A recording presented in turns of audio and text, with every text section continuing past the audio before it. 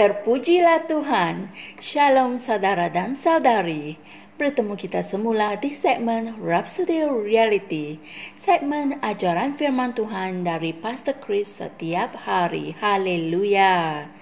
Hari ini 27 Oktober dan Pastor Chris ingin berkongsikan satu message yang penting kepada kita yang bertajuk Tempat Lindungan yang Maha Tinggi. Haleluya. Di mana dan apakah tempat itu? Mari kita sama-sama renungkan. Pastor Chris mengambil ayat Injil tema kita dari Mazmur 90 ayat 1 yang berbunyi, Ya Tuhan, Engkau telah menjadi tempat kediaman bagi kami turun-temurun. Inilah firman Tuhan.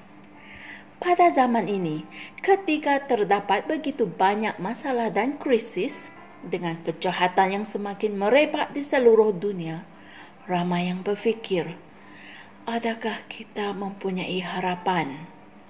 Namun, apabila kamu mempelajari kitab suci, kamu akan memahami rancangan ilahi Tuhan untuk anak-anaknya di dunia yang berkecamuk ini.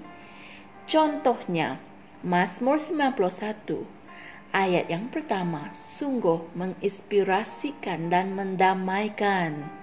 Ia berkata, orang yang duduk dalam lindungan yang maha tinggi dan bermalam dalam naungan yang maha kuasa. Haleluya. Tempatmu di dalam roh adalah tempat lindungan yang maha tinggi. Haleluya. Itulah penjelasan terbaik yang dapat digambarkan oleh si pemazmur. Ayat yang kedua menjelaskannya dengan lebih lanjut. Ia berkata, Aku akan berkata kepada Tuhan, tempat perlindunganku dan kubu pertahananku, Allahku yang kupercayai. Puji Tuhan.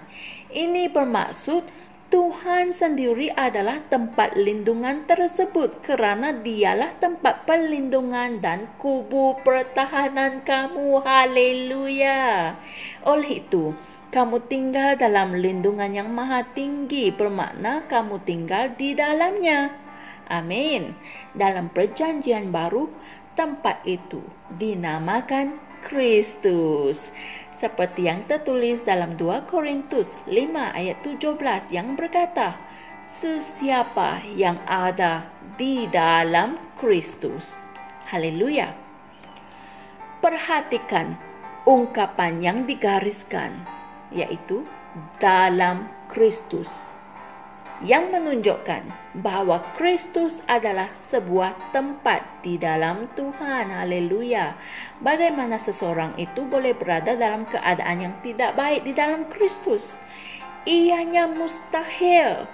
Dalam Kristus hanya ada kemuliaan selalu dan selama-lamanya. Amin. Dalam Kristus adalah kehidupan selama-lamanya. Kamu terlindung dari bahaya, kejahatan dan kebinasaan. Puji Tuhan.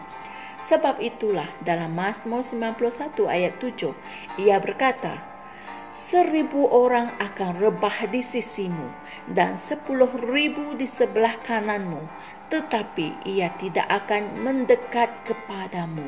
Haleluya.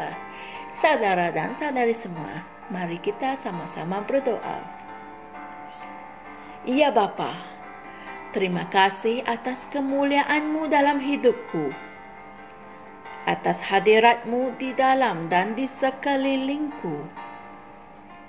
Tidak ada senjata yang ditempa untuk menentang aku akan berjaya, kerana aku tinggal dalam lindungan yang maha tinggi, dan aku bermalam dalam naungan yang maha kuasa.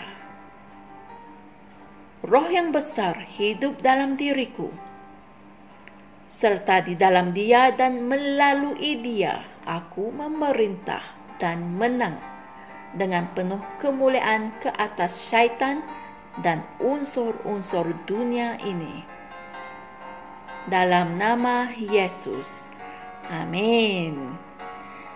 Jangan lupa renungkan juga ayat-ayat Injil berikut, yaitu Yesaya 43 ayat 2 dan Yohanes 16 ayat 33. Haleluya.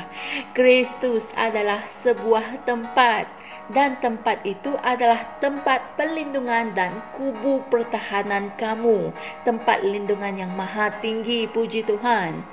Ketahui dan sedarilah bahwa kamu berada di dalam Kristus dan tidak ada apa-apa yang dapat mengalahkan atau mencederakan kamu. Haleluya. Kongsikan mesej ini dengan yang lain agar mereka juga tahu bahwa Kristus adalah tempat lindungan mereka. Terpujilah Tuhan. Jumpa lagi esok dan Tuhan berkati. Shalom. Kami percaya saudara-saudari semua telah diberkati dengan perkongsian firman dari Rhapsody Reality.